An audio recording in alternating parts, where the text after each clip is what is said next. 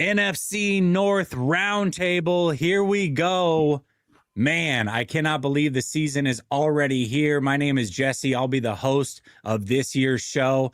And I have to bring in the main guys. The reason that you are here, the Lions representative, the Packers representative, the Bears representative, and the Vikings representative. Fellas, good to see you. Dose, I'll start with you.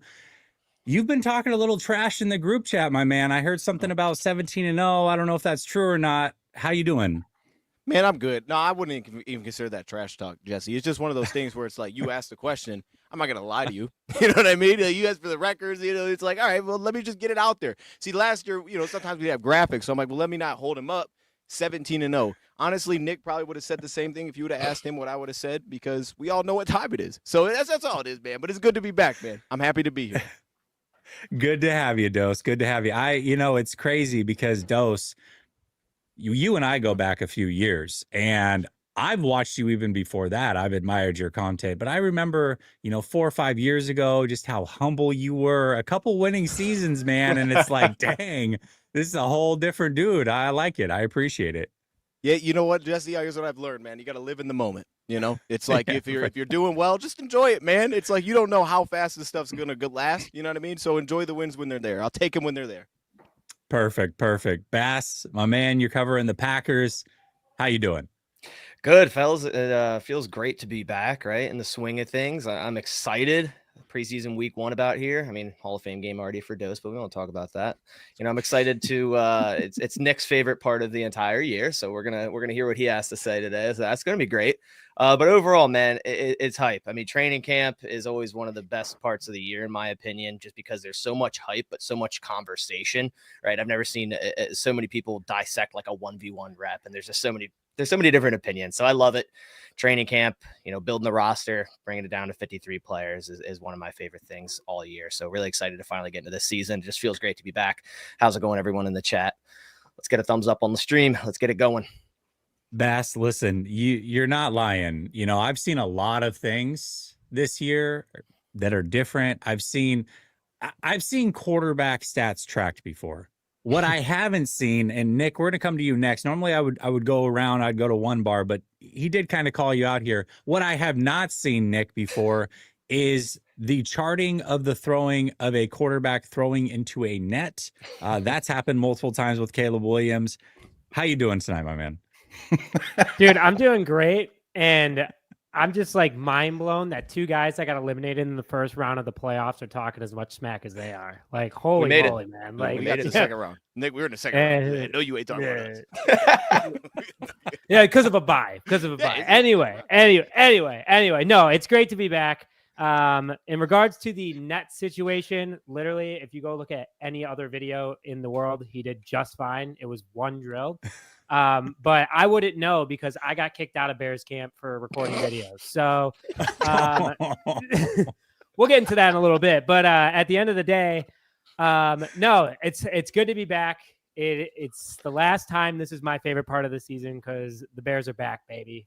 Ben Johnson, Dose, got to say thank you very much for that one. Feeling good about having him on the team. I know it kind of showed in the Hall of Fame game what it's like not having Ben Johnson for that Lions offense. So I'm pretty pumped about everything going on right now with the Bears, but it's going to be a fun year with this group as it always is. Year 3. I can't believe it's already here. All right. Last but certainly not least, one bar representing those Vikings, a new quarterback every year, my man. How you feeling? Hey, I'm feeling good. This is the best time. Everybody's drinking their big helpings of Kool-Aid. Everybody's going to say, we're going to win 11 plus games just like last year. This is a time of year, and we'll just soak it in until the actual games get playing. So it's good. I mean, Vikings got a lot of stuff going. Obviously, we'll talk about J.J. McCarthy. Jesse, I do have to take a moment to thank you for Jordan Mason. That guy is an absolute monster. Cannot wait to see what he does for the Vikings, but it's going to be a fun season. It is going to be a very fun season. I'm excited. Yeah, I'm a little upset about Jordan Mason still. 49er fans think that Shanahan can turn anybody into a stud, and I think Jordan Mason was a little bit better than what he got credit for. Disappointed, but happy for him, and I think he's going to crush it in Minnesota for sure. I think that's a great fit. All right, we were going to start with training camp, but I don't know if everybody remembers, this was about a week ago now, but there was a game that was already played. And so I do want to start with that with you, Dose. I got to say, and you walk me through it. I get it. It's preseason. It doesn't mean anything. The biggest question right now is the coaching staff and the changes. You lost both your coordinators. I'm of the belief that Dan Campbell's actually a really good head coach. I think a lot of people slight him. Certainly don't think he's that great. I think he is. However, I will say, when I look at it, I look at Harbaugh and I look at Campbell. And to me, those are two guys that I felt like I can pretty much count on their teams always being prepared no matter what the situation, regardless of who's on the field. That was not the case from the Detroit Lions. They looked very underprepared, especially going up against a Harbaugh coach team. Why don't you walk me through that game? Again, I get it's preseason, but is there any concern from that whole thing? Yeah, no, I get what you're saying. Like, there was definitely messy elements. I would say the big thing was you turned the ball over 5 times. I mean, that's really what it was. We had success at times, but we started off from the jump with a new guy returning kicks, who still is, by the way, I guess in practice. Grant Stewart, he was back there. I thought it was a joke. I was like, oh, snap, Grant Stewart's back there. What are they doing? And he fumbles it. So it's funny until he fumbles the ball. You're like, okay, I don't know if we should keep doing this. But they put him back there again. So it was a lot of that. I'll say this, though, because Nick pointed this out earlier, too. Here's why, first off, the easiest reason I don't take this too serious. Last year we lost to the Giants 14-3 in our opener. All right, so Ben Johnson was there. Aaron Glenn was there. We looked horrible, and that was our first preseason game. So just based on history, I don't put too much stock into it. We went 15-2 that year. That said, though, I think it was a majority, like I said, of the turnovers, and it's figuring out how that backup quarterback position is going to look is a big challenge. I would say the thing that I point to when we want to specifically talk about coaches is Kelvin Shepard, because I thought as Aaron Glenn was there, he got better. I thought there was things that he did. I thought he became more creative as, the longer he was there. And I just wonder where Kelvin's going to pick up. Like, is it going to be like, oh, he picked up right where he left off? This is great. I could zoom out a little bit. Let me back up a little bit. Oh, no. Or No. Keep it going. We like to see up close. This is great. Yeah. Or is this going to be one of those things where it's like, this is kind of a new beginning? He's going to have his rough spots too, because it's not that you wanted to see this, but it makes the second game more intriguing in my eyes, because it wasn't even the plays that we gave up. It was the plays that we didn't give up because the ball wasn't thrown there. There was 2 or 3 occasions where we left the running back completely uncovered. And it was just like Lance didn't go there. And if he catches a swing pass, it's a 40-yard touchdown. So it's those kind of plays where you're watching 2 guys cover one, where you're like, this should be an excellent opportunity. Some of these are new, some are the same. Hey, we can't have these things. Like, these are the little things where it's like, let's just fix these little issues. And if I don't see that pop up in week 2, I think for the most part, I'm going to be happy, because I'll see that, yeah, you coached that out, you improved that. I think it's just difficult in preseason because most of it's just about we're evaluating individuals.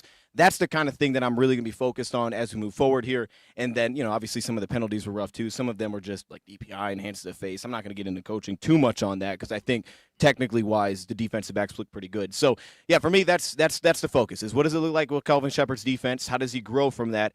And then from the offensive side, like, they made 2 good plays too. Like the 2 interceptions on Allen, really not much the first one. The second one, that was a heck of a play by the safety. Yeah. That dude might need to be playing in the regular season, okay? Just straight up. Like, he just baited the heck out of our dude. So plays like that, it's like, all right, respect, major play, man. So, I'm not too worried about it. It's just good to have football back for me. All right. Well, when we talk about the preseason, at least the games that are coming up, we'll just have you talk individually. But since this is kind of a review of a game that's already happened, I'll go open forum. Do either of the other 3 want to chime in on what they saw? Should Dose be a little bit more concerned, or is he just, kind of I have a off? quick comment. Dose. Grant Stewart, that's the guy we didn't know who he was. He's a linebacker. He's returning kicks. Yeah. He's still returning kicks too today. To this day, Bass. Why? Man is still back there. I have no idea. Do you remember when we were like, who is this guy? Yeah. One of the shows? And now he's your kick returner. Hey, the dude's crazy. Like, you know what it makes me think of, Bass? It's like when you're like in high school and you're like, what if we just gave the offensive lineman the football? You're like, what? That could be really bad, but it also could be great. In the NFL, it feels different though. So I don't know what they're going for there. Well, I guess we'll just see. I don't know. That's all I had. Once you said it, I looked and I was like, wait a minute. Yeah, that's that guy. That's that guy. That's him. Shout out to Dave Fitt, man. Thinking outside the box. That's what we got going on. That should be the discussion. Who else is doing that? Nick, your team doing that? You guys got a linebacker returning kicks or what? No. Nope, we don't. I would love to see 6'1", 350-pound Andrew Billings just return one though. I think that'd be kind of fun. The old I Dan agree. Connolly. Yeah. There you Take it to go. the The house. ground is shaking. Yeah, you I already was know. at that game. That was crazy. Yeah, we Dan are Connolly's a trendsetting. goat. If a team in week 2 or week 1 has a linebacker returning kickoffs, just know where that came from. Trends are being set. So we're about to find out. This might be the future of football. Only Dose would wear that as a badge of honor. All right. Bass, we'll go to you first on the training camp stuff. So training camp's been going on for a couple weeks now. I don't know if you've been able to attend or not, but the Packers, I will say this. The Packers, unlike a lot of teams, are not as secretive. They put out their actual practices from time to time for everybody to see, which I thought was really cool, different, interesting. I think all teams should be doing that. I mean, what are we really doing here? It's not that big of a Let me deal. stop you real quick because they Yeah. they are very strict. I've just been Are they? hosting the stuff. Oh, Bass, don't do that. Don't do that, Bass. No, you haven't. Okay, well, I mean, I saw like the whole like practice 1v1s when the and yeah, 11v11s. Yeah. well, yeah. yeah, I saw like everything on the internet. I was like, Yeah, okay, you're not sweet. allowed to, they don't allow you to do that. Oh, okay, all right, But all right. Well, I I was agree. trying to give him props. I know, but they are starting to post like cinematic clips of the 11v11 highlights and stuff. So they're changing. I think we're kind of bullying them into change. And I think that should be the case with like NFL teams. Like, I don't think a vanilla offense 11v11 run a stick concept is going to stop you from making the Super Bowl. And you see teams like the Chiefs and the Eagles post practice all the time and their hype clips, and it doesn't stop them from winning. So I fully agree with you. All right. Well, what's been going on at camp that we need to know about? I think the main thing here, at least like the last couple of weeks since the pads have came on, it's been Matthew Golden. Like that's been all the rave. That's been all the talk. And why wouldn't it be? I mean, drafting a receiver in the first round for the first time since 2002, since Javon Walker, and he comes into the building and actually is starting to, I don't want to say play because we're just talking about practice, but practice like a first round wide receiver. And it's been like 5-6 days straight now that at start of team sessions, he's lined up as a starting wide receiver. And it seems like every single day we're getting a clip, we're getting an insight on Matthew Golden on the type of a play that he made. And a couple things that I've noticed about him, he already kind of looks like a veteran out there running routes, right? Really strong hands through the catch, the point of attack. Body control is something that you saw from him coming out of Texas and Houston. That's like, okay, this guy knows how to contort his body certain ways on the sideline. We've already seen that in camp. The quick feet, man, running his routes, how quickly he gets in and out of his breaks, his snap down, that sort of thing. We saw a slant yesterday against Nixon, just executed a perfect diamond release against him, got like 5 yards separation. And also contested catch situations. He's been phenomenal. And he's a guy that's, under 6 foot, undersized receiver. When you look at his measurables, you're kind of like, okay, this guy, just a burner, just a deep threat receiver. But that hasn't been the case. There's been contested catch situations. That's the main thing so far at training camp that I think a lot of people are talking about. I would say the second thing would be like discourse at defensive back. Obviously, I'm sure everyone in here thinks the Packers probably have the worst defensive back room in the NFL. I'm sure you guys all think it. And that's kind of been the talk a lot of camp. I'm not as worried about it personally, but I could see why people are, right? You have Keyshawn Nixon as your cornerback one. I'm a Keyshawn Nixon guy, thick and thin, but a lot of people aren't. And then you see 1v1 reps of corners getting burnt. But at the same time, 1v1 reps are catered for offensive players. They should win those reps like 75% of the time. So, really just the back end depth of this cornerback room's got to get figured out. Cause I mean, we moved Bo Melton to corner. He actually had a great day of practice today. Outside of that, you've Nate Hobbs you brought in. He just got a small knee surgery procedure. So that hopefully he's ready for the Lions week 1. You have Javon Bullard playing in the nickel. The back end depth though, definitely got to be rounded out. And I'm excited to see where it goes through these next 3 preseason games. So those are the 2 main things. There's a lot more we can talk about, but those are the 2 main things right now that I'm kind of like really feeling from training camp so far. How's my man Aaron Banks doing over there? Aaron Banks. So it's kind of like he's been off and on because he had a back injury like right at the start of training camp. So they've been kind of just easing him into things. I guess with offensive line play, it's good if you don't hear anything. Like that's kind of how I feel from it sometimes, right? So I haven't heard anything like, oh my gosh, Aaron Banks is getting beat. But then again, like interior offensive line, defensive line, you like no one talks about it too much, no one records it too much. I haven't heard anything too bad. More so, a lot of the limelight's been on Jordan Morgan getting snaps at left tackle. So the fact that a lot of people are talking about Jordan Morgan and not Aaron Banks, I think he's doing fine, and I'm excited to see what it can do for the interior of this offensive line now that we, are able to move Elton Jenkins to center, have more of these big-bodied interior offensive linemen. We're used to having these agile linemen. Now we're kind of getting these movers down low. So I'm really excited to see what it can do for our run game. Last question. I'm going to be asking about quarterbacks a lot on this show. Jordan Love, man. So we've seen it now for a couple of years. Obviously, he had the nagging injuries last year. I think a lot of people chalk his play up to that. For me, my biggest issue with him, he's super talented, but his decision-making is a bit scattershot. He's got a little Favre in him, but maybe without, the good part of Favre, at least so far. So what's going on with Jordan Love, man? Like, is he going to be able to rein this in? Is he here to stay for a long time, or are Packers fans kind of concerned about him? I think any fan base you go to, there's going to be some type of like discourse talk over the quarterback. And there's always like two sides to it. I feel like a lot of Packers fans are really worried about his footwork, how he's kind of like hopping at the top of his drop and throwing off platform. But honestly, if you can make the throws off platform, that gives you more of an advantage when you're moving on the run, when you're able to hit targets, when you're pressured. Like you said, a big thing last year was him being injured, right? The MCL injury early in his knee.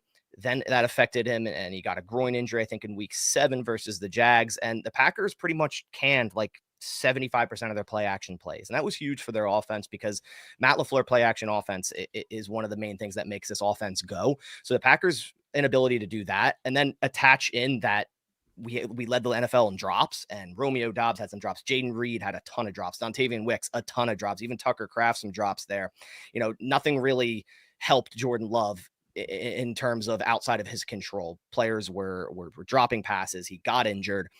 They had to cut like most of their playbook. So what I've seen so far this year is he looks healthy, which is great, right? We've seen in a couple practices, he's scrambling around, he's extending plays. And I think that kind of led into some of the gunslinger. It's like, okay, well, I can't escape the pocket. I can't extend his play. So I'm just going to have to throw it. I'm going to sling it out there and hopefully someone makes a play. So I think that was kind of why we saw more of gunslinger Love here back in 2024.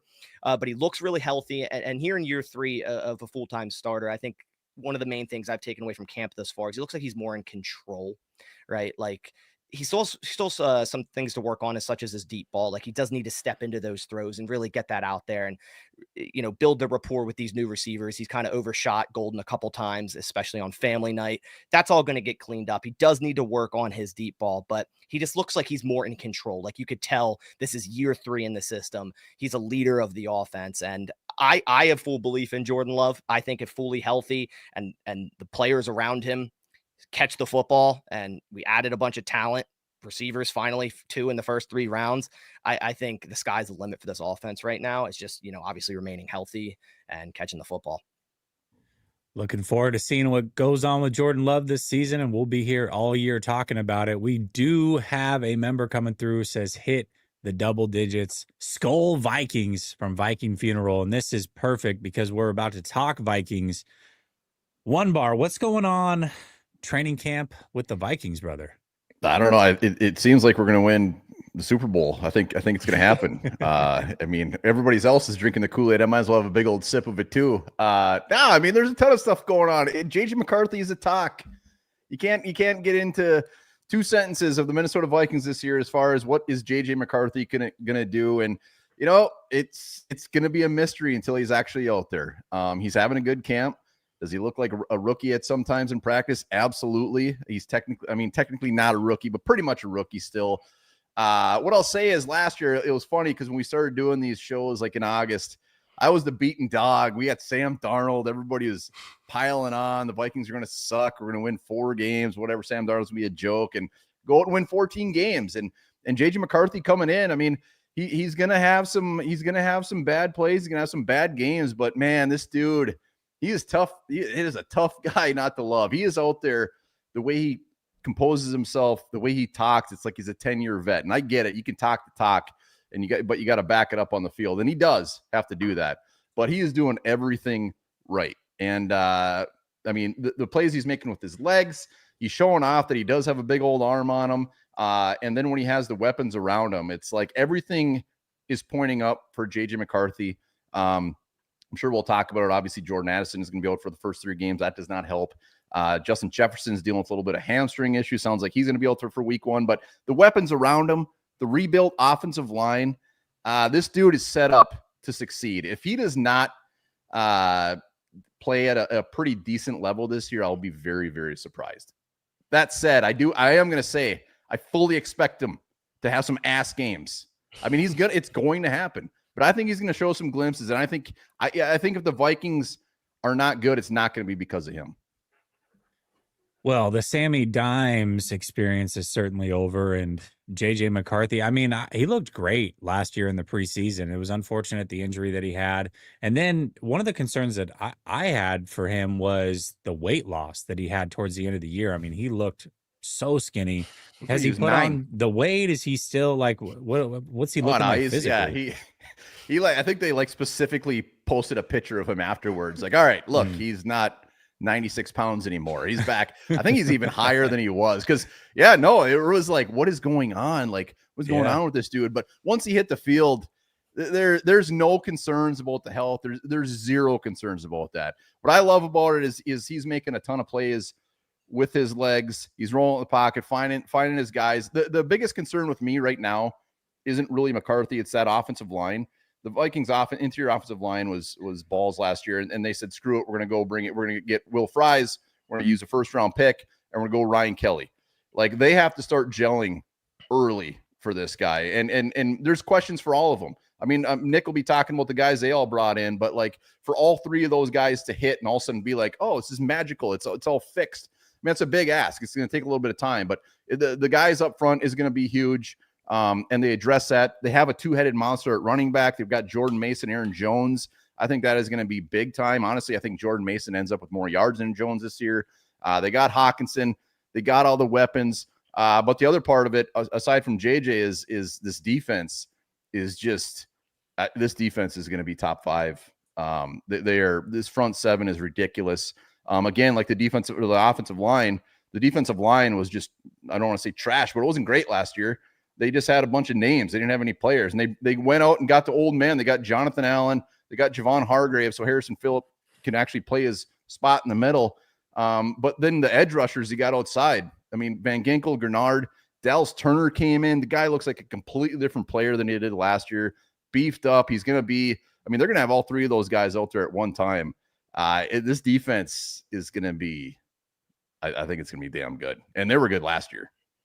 Yeah, well, yeah. I mean, Flores is an absolute stud. He can definitely draw some things up. You know, it's interesting because I look at the way that the Vikings are built through the run game, through the offensive line, with that defense. But then you got KOC, who does get a little bit pass happy there with a first-year starting quarterback. How do you think that's going to play out? Or do you think he'll play to his team's strengths early on? Man, it's a great question. And nobody's going to know the answer to that until we start playing, because KOC loves chucking that thing. There's no doubt. But how do you bring in a guy like Jordan Mason? How do you beef up that interior offensive line and not pound the ball, especially early in the season? When Addison is out, I mean, I fully expect him to be absolutely pounding that thing, but KOC can't help himself. We will see. We will see. Nobody has a clue. Like I hope they run the shit out of it. Oh, this is a great question here. Okudah out there. Dion, we're gonna make you guys look good. He's finally gonna be good. It was a good pick. Okudah, you know what? Okudah has had a very, very good camp. He's out there as CB2 or CB3 right now. When the season starts, he's gonna be behind Byron Murphy and Isaiah Rodgers. Where he lands, like, expectations for him aren't like, oh, all of a sudden we got a magic wand and he's good. But he's actually looked really good. He's out there feisty as hell in practice. To the point where it's almost a little awkward. He's playing like it's a damn Super Bowl in every practice. But Okudah's had a very good camp. He's going to make the team. I like it. Absolutely like it. Wow, gosh, this is a name right here, man. Don Burr. If you're ever playing the Lions, Don Burr will end up in your chat. I was introduced to Don Burr about 3 years ago. He's got a new avatar. Look at that. New avatar. Good on him. What up? Good on him. But yeah, Don Burr has definitely talked a lot of trash in 49er forums for many, many years. Not successfully, but you know, he keeps on trucking, that's for sure. Respect. All right, Nick.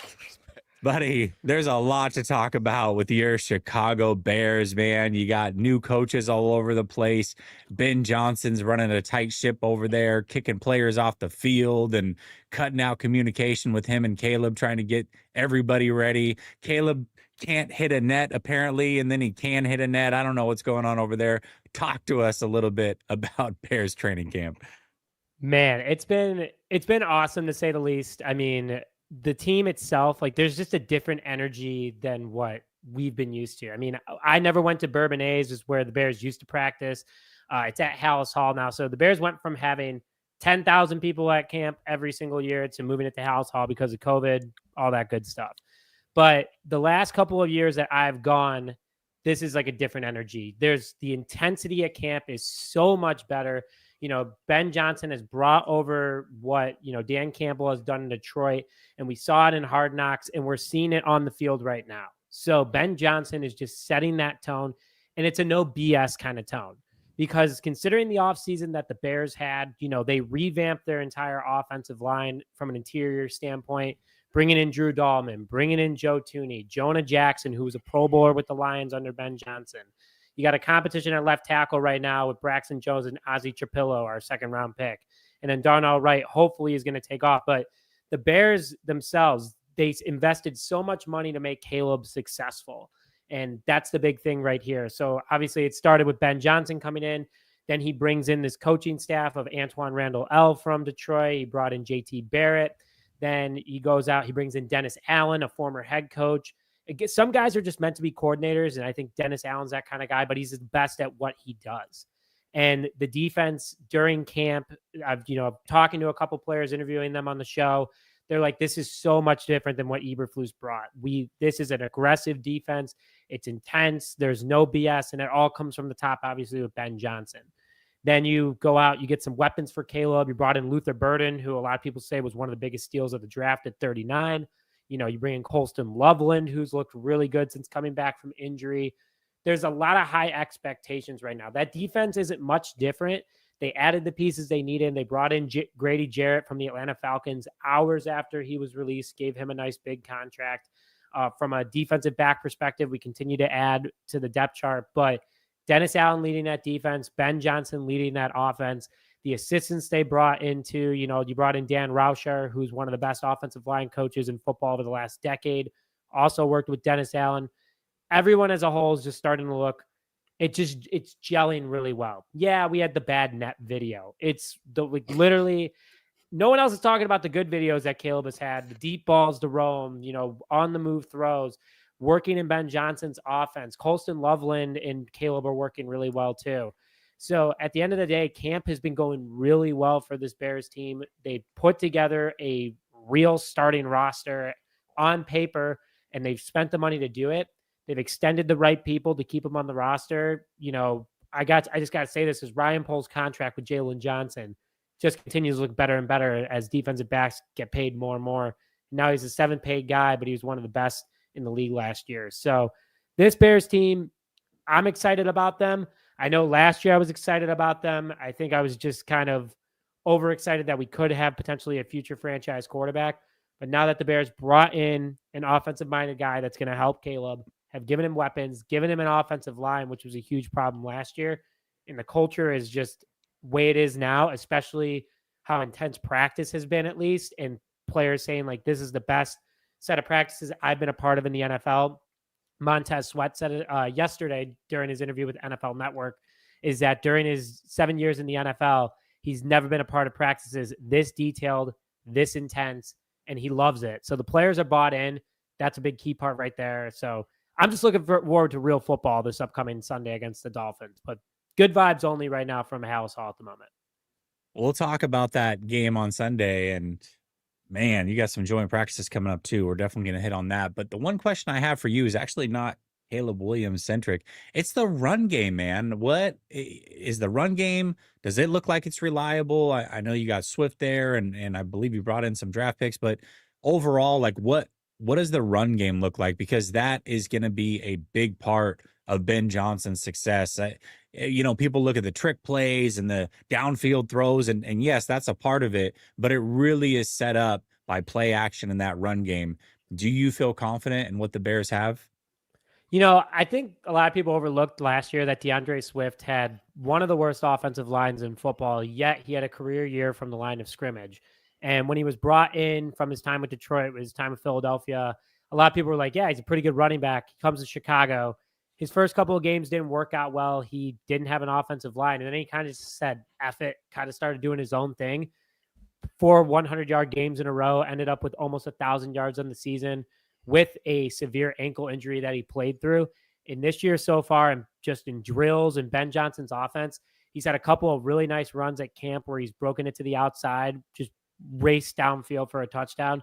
He's done really good up the middle, and this offensive line and play design from Ben Johnson is going to be a huge benefit to DeAndre Swift. Rashawn Johnson, our second string running back, third-year guy out of Texas, he said today in an interview, he's like, listen, I'm all in. The reason why is because I know my spot in this roster, and I'm just here to pound the rock. And he was the number one third down running back until he went out with a concussion last year, and was the number one goal line running back in the NFL until his concussion last year. So the Bears have that bully running back that they can get a few scrappy yards with, along with being on the goal line. And then they brought in Kyle Monungai from Rutgers, 7th-round pick, but he's been doing a fantastic job so far.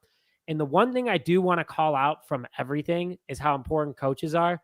When Eric Bieniemy, multiple Super Bowl champion offensive coordinator for the Chiefs, is the Bears running back coach, because he obviously left to go to UCLA, became their head coach, needed to find his way back into the NFL. And you have a guy like that coaching your room, that's going to help them out tremendously. And then having a young veteran in DeAndre Swift as well. So the running back game, I think, is going to be a lot better this year than people are expecting. Am I saying they're going to be top 5? I don't know. They could be, but I don't think that they're going to be bottom of the pack like a lot of people are predicting they're going to be. I think that this room is going to be shock a lot of people, and they're going to be pretty good at the end of the day. All right, looking forward to it. Dose, we're circling back to you. Let's talk a little bit about training camp, even though you guys have already had a game, interestingly enough. What is going on at camp? And real specific, I want to know what's going on with these coordinators. How confident are you in this transition? Yeah, I mean, I don't know. I'm going to be honest. I don't know what it's going to be like, because I feel like I haven't been able to get a good grasp of, unless it's just like things looking different, like offensively. I think like the route concepts feel different. There's elements that feel a little bit more, uniquely styled to where John Morton's from and where David Shaw's from, and kind of just what they did in the past. Some things feel like that. They give me a sense like, all right, that feels a little different, or pushing the ball a little bit more vertically to the running back, and maybe just more straight shot plays. Like, I think like things like that, some stuff from 2022, we'll get a little bit more of that vibe, but how is it going to produce? That's the real question. And I don't know what that's going to look like. I'm hoping that Goff has a large say in this, that it, as long as he's comfortable, we're going to be fine, because I'm pretty confident with the run game. I mean, to me, that's the days that I've been there at camp. It's weirdly been like the thing that's the most consistent, and it's usually with Craig Reynolds. Like, it's not with the other guys, it's Craig, and it's just because Hank Fraley was the O-line coach, and he took over the run game, and they're like, oh, everything's pretty much the same here. So from that makes me excited. Like, I think the pass game side of things, it's just like you just pointed out, Jesse. Like, it starts with our run game first and foremost, and the pass game is just going to be different now. There's just going to be things that they change, things that fit Goff. Hopefully, we're not going crazy, but ultimately, it's like, can we still run the ball? And we have changes there now. So with him taking over that role, I feel pretty comfortable, and every name is pretty much the same in the backfield. It's just who's leading the way in the interior. That's the only changes there. We've just moved around some parts. We've had Glasgow and Tate kind of flipping back and forth.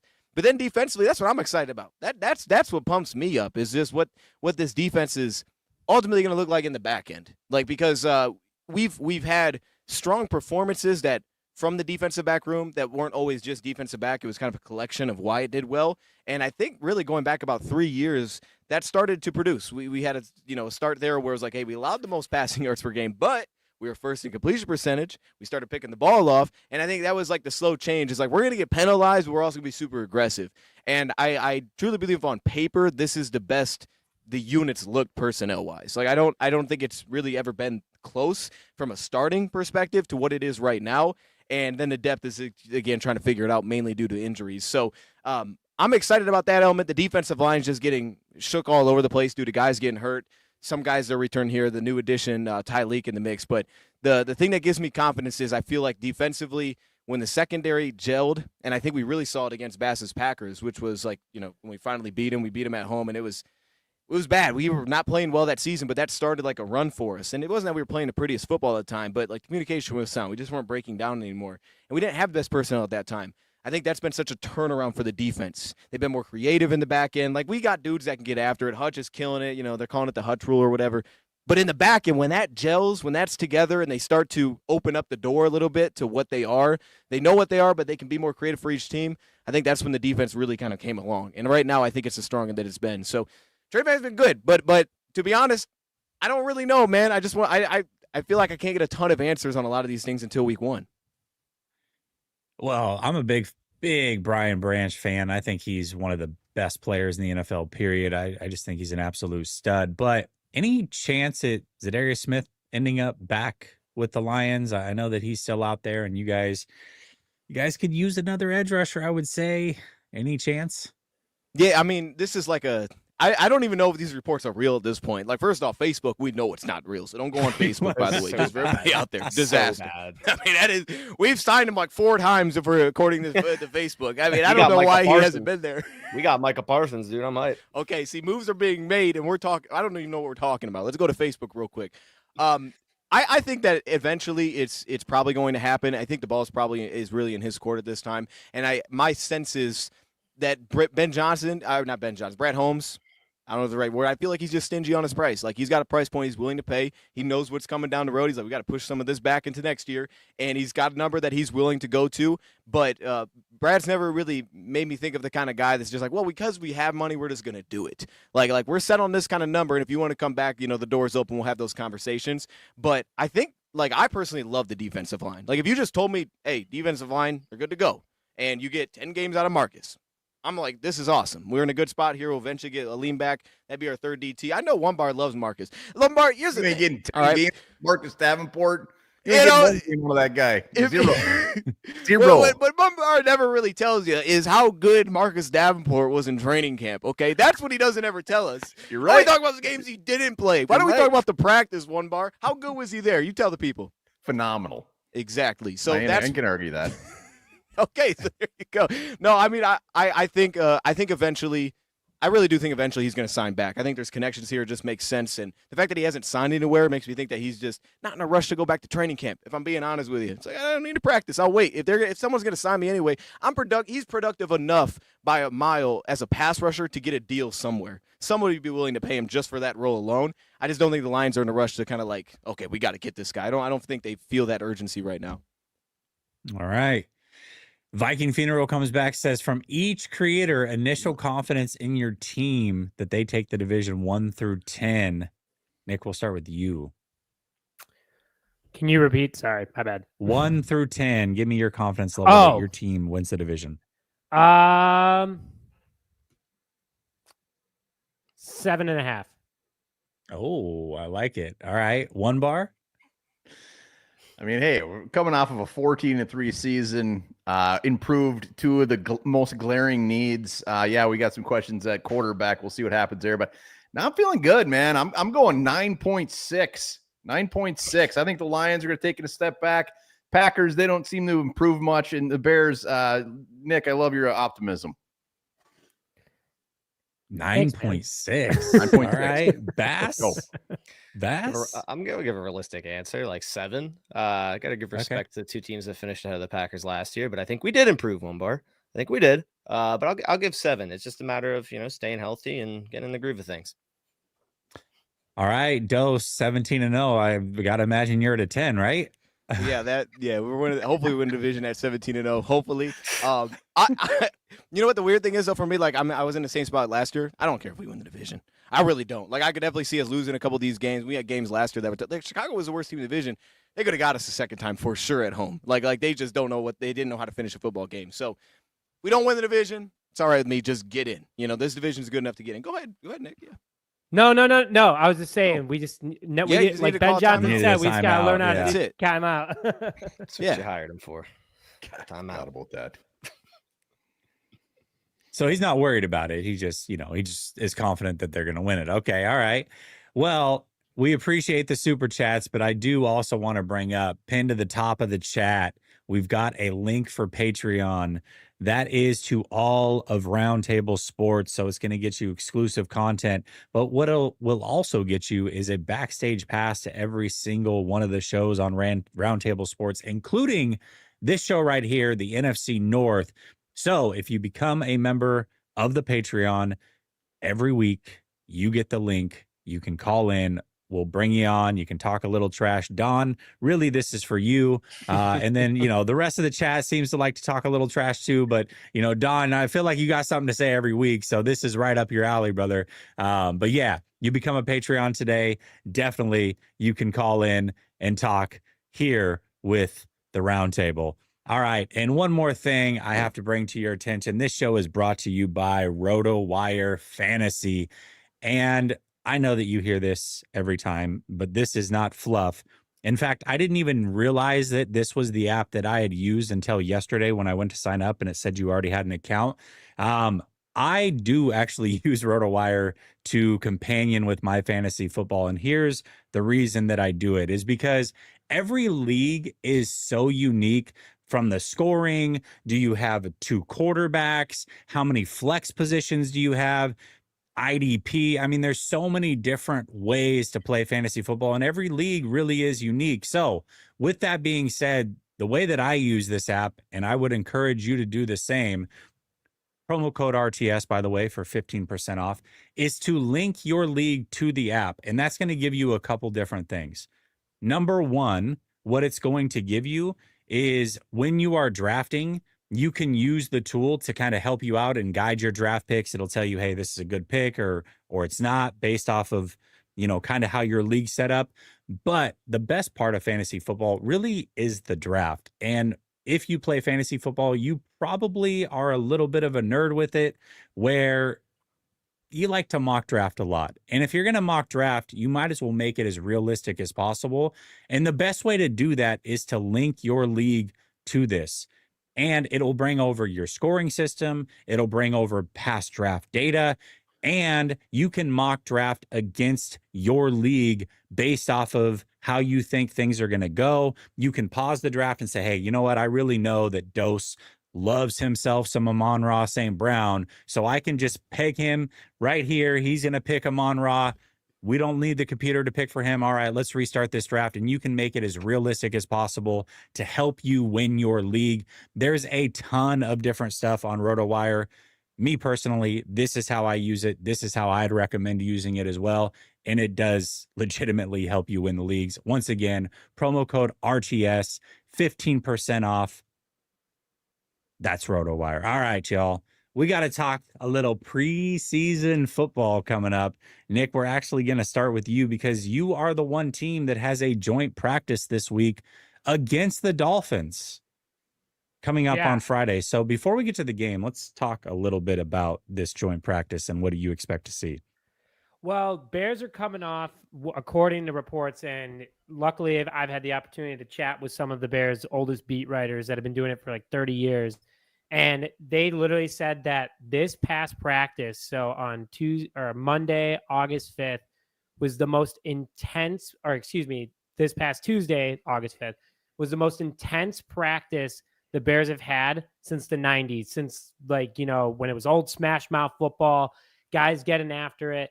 And there was about 5 scuffles reported between players, people getting excited with each other, throwing people down to the ground, hard hitting, pads popping. And that's that intensity that Montez Sweat was talking about, that live practices are most exciting he's had during his NFL career in the last couple of days.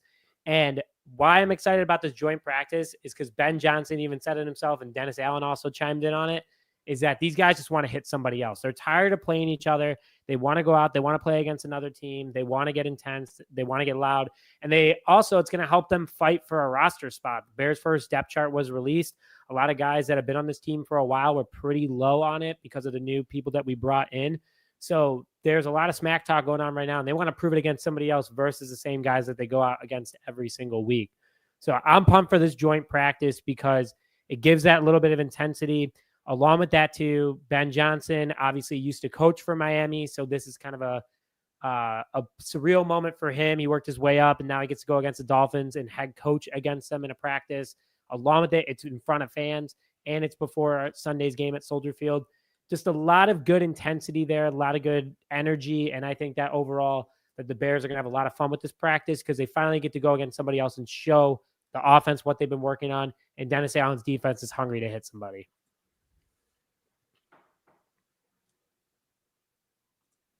Nick, let's elaborate on what you just said there. You know, like I think you really need to elaborate if you could. Elaborate on what? What part? You know, just everything. Am I stuck on the screen? Like I don't. All right, yeah, we can elaborate a little bit more. It's preseason fun, obviously. It's different. These joint practices, like I saw Mike Vrabel got his face cut open today by trying to break up a fight. So I think that honestly would be pretty exciting to see the Bears potentially they're fighting each other, fight somebody else down in Miami. On top of that, too, the Bears have the opportunity to see some pretty decent athletes over in Miami. Dude, I have no idea what Nick, to let talk me ask about. you something. Honest question. Ask me a question, man. I want to Tell us your deepest secrets. Oh, okay. No. Well, we can do that instead, actually. No secrets here. Please, no. Please, no. Stick to football. Jesse's coming back. I see it in the comments. Okay. No, Nick, is your old line mostly healthy? Because, like, I feel like if there's something to grab from this game, look, Miami's not great. All right, let's be real here. But that defensive line's pretty darn good. And they got some dudes there. So this is the first time to get that sense of where the O-line's at, right? The only guy that hasn't, and you would know him, Dose, would be Jonah Jackson. He's the only starter that hasn't been fully healthy during camp, but he did come back 4 days ago. So he's been practicing with them. But Braxton Jones is back after suffering a really bad ankle injury, ironically, against the Lions last year at Soldier Field. So we do have the whole starting offensive line ready to go. I want to see, obviously, Joe Thuney out there because that was arguably our biggest move that we made this past offseason from a player's perspective. But Ben Johnson said that there's a good chance starters will play either the first or second drive. He's going to talk to the Dolphins coaching staff to see exactly how much they're going to do on their side as well. But I do agree with you that Miami defensive line, obviously you want to see how this offensive line holds up because we spent so much money into it. Protect Caleb. Got to see how it turns out. So yeah, that's good. That's another big thing to look out for. And honestly, for me, is just Caleb progressing through this offense. Leave him out there for 2-3 drives. See how he does. It's going to be a lot of rust. I am expecting mistakes, but it's going to be good for him to do it in game action versus just practice. Sorry about that, fellas. The McDonald's Wi-Fi kicked me off there for a second, so I got sniped. So here's what I'm not going to do. I'm not going to go big screen for the rest of the show, just in case it happens again. A little awkward. All right, one bar. Let's talk about your game coming up. What are you expecting from your preseason matchup this week? First off, I mean, Nick, that was fantastic. We just got to stare at you. I would probably just got up and walked away, but you held strong, man. And Dion comes in with his old hosting gig. He's asking questions. It was glorious. That's good. Vikings Texans. Sounds like a lot of the starters are going to play. Obviously, the big talker is the fact that JJ McCarthy is going to play. Kevin O'Connell hasn't said how much he's gonna play. I would anticipate a decent amount. He's not going to come out for 2 drives. I can't see that at all. The big thing with the Vikings training camp so far is the defense has been whooping up on the offense. Like, that is no secret. Like, the defense day in and day out mostly have been the stars of the show. So I look forward to seeing, if I want to drink some purple Kool-Aid, it's like, oh, defense is just that good, but we got to see this in action. Like, is it the offense stumbling a little bit, or is it the fact that the defense is really good? So it's going to be fantastic to see this offense against a different defense, just like every other team. I mean, there's only so much practice you can see going against the same guys. So it's going to be a good test. The fact that they're playing a lot of the starters will be great. A lot of people will be focused solely in on JJ McCarthy. I'll actually kind of be more so on the offensive line and the defensive line, see what's going on there. But JJ will be the story. And it's going to be a fun game. I think this is the only game McCarthy is going to play, which that's fine. I hope we get a big old dose of them. Really? Wow. The only game that he's going to play. Well, that's that can be really good or it can be really bad, because when there's so many questions around a quarterback, if he doesn't play well and it's the only game he plays, there's going to be a lot of nervous Vikings fans. I'll tell you that right now. So hopefully he does play well. I'm rooting for JJ. coming off that injury. I hope he has a good season, but we'll see. All right, Bass, talk to me, man. You guys have your preseason game coming up against Richie's Jets, by the way. This should really be easier than practice, if we're being honest. What are you expecting to see? So it's not confirmed that starters are going to play, but LaFleur kind of hinted at it, pretty much saying every player should expect to play in this game, but he's always kind of like secretive about that kind of stuff. He'll never outright say it. I think they will. Whether that's a drive, that's a quarter, I'm not sure. But I think with joint practices next week against the Colts and then the following week against the Seahawks, I think that's going to be enough for LaFleur to say, hey, let's play him in this first preseason game, whether it's a couple drives and then the joint practices and get into week one. I want to see the starters, but I don't need to see, the top starters. Like, I don't need to see a Xavier McKinney out there. Like, I know what we have in that guy. Like, you know what I mean? But I think one of the main things in this game, I think we're going to get a lot of Jordan Morgan because Rasheed Walker's returning from a groin injury. I highly doubt they suit him up in this game, although it's an open competition. Jordan Morgan taking a ton of snaps at left tackle this past week, so I'm excited to see him, and I feel like they could honestly play him like 3/4 of this game just to let him try to like get used to that position. The rest of the offensive line is going to be interesting. Obviously, we made a big switch at center, moving Elton Jenkins there. He played center in the past, but getting that continuity down is going to be important. The backup running back position, both Marshawn Lloyd and Emmanuel Wilson are still hurt, so I don't see either of them suiting up. So it comes down to a guy like Chris Brooks, who we signed last season, has been a great addition. We just added Israel Abanikanda. That's a guy that's to watch out for in this game. I think he's an ex-Jet as well, so he'll probably get a ton of snaps in this game. And then as for the defense, talked about it earlier, just learning the back end depth of this cornerback room, right? We know our first three. It's Nixon, Hobbs, and Valentine. Unfortunately, our new addition in Hobbs, who has been super physical in practice, and we just were saying, hey, wait until we play another team to be physical. He had to clean up knee surgery this week. He had a meniscus issue. I think it was arthroscopic knee surgery. Nothing crazy. He should be ready by week 1. But I wanted to see him in a preseason game, so that's kind of annoying. But outside of that, Carrington Valentine's been stepping up. But the back end cornerback room, right? Actually seeing Bo Melton play some corner in a game, I think is going to be really fun to watch. He's been making some plays. He had an interception in a 1v1 rep today and a nice pass breakup on a fade route in the 11s. So defensive backs will be fun to watch. Defensive line, we have a couple guys to keep an eye on, like Nazir Stackhouse. We got out of Georgia undrafted. He's been making a lot of splashes. I know Warren Brinson checked out today with injury, so we'll see if we end up seeing the other rookie Georgia defensive lineman. And then the rotational players at edge, Baron Sorrell, we got in the 4th round. Obviously, all these rookies, and to top it off, Matthew Golden and Savion Williams, right? We keep talking about these wide receivers in camp, in practice, but it's just practice, right? Like half of the reps or half of the times you see things, it's not full 100%. So to actually see Matthew Golden, Savion Williams, and how the Packers maybe use Savion Williams a little bit is going to be really fun to watch here in this first preseason game. So I'm really excited. You said it earlier too, and I kind of caught it and then brushed past it, but Morgan starting at left tackle. Morgan I thought was a heck of a prospect. I just thought he'd probably be better at guard in the NFL, but interesting. He's your left tackle potentially, huh? Yeah, so Rasheed Walker is our left tackle, but it seems like every time they talk about Sheed, they're like, okay, but we can get better at the position. It's going to be an open competition. Like every single time they talk about Sheed, it's like, oh, well, we drafted a guy in the 1st round. So Morgan was getting work at right guard earlier in camp, and they were rotating him and Sean Ryan, and they actually were doing that last season to start. The Packers rotate linemen, and they could even do it at left tackle this year. That might sound really silly and ruin continuity, but they rotate linemen like drive after drive. They do it a lot. So we could definitely see that this season, but he's been getting reps most recently at left tackle because the Packers talked about it a bunch. Plus Elton Jenkins and Aaron Banks returned back from their back injuries. So the interior was kind of shored up. So like, okay, now we can move Morgan there, start to let him learn that position. I still think Sheed's going to win it, but he's on the last year of his deal. And we saw the type of money Dan Moore got this past season. The Packers just paid Zach Tom. I mean, Sheed's on his way out. Some team's going to send him $22-23 million this next offseason. The Packers aren't going to pay it. So I think they're just kind of preparing, going, okay, she's going to be our guy this year, but Morgan needs to have a little bit of experience. So let's just throw him into the mix. Yeah, it's smart too, because if Morgan is coming off the bench, then I mean he can play really any of those positions, either guard or the tackle spot. So he's got a lot of versatility for sure. So it's good to have that depth. All right, Dose. you got another chance here. You don't have to lose them all. I'll tell you that right now. You guys are playing the Falcons this week. Yeah. Talk to me. What do you want to see this week?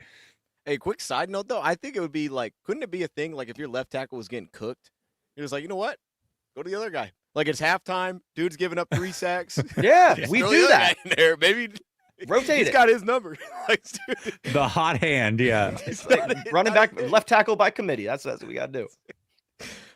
look, man, there's two things that excite me. The Atlanta Falcons, I don't know who we're playing in this game.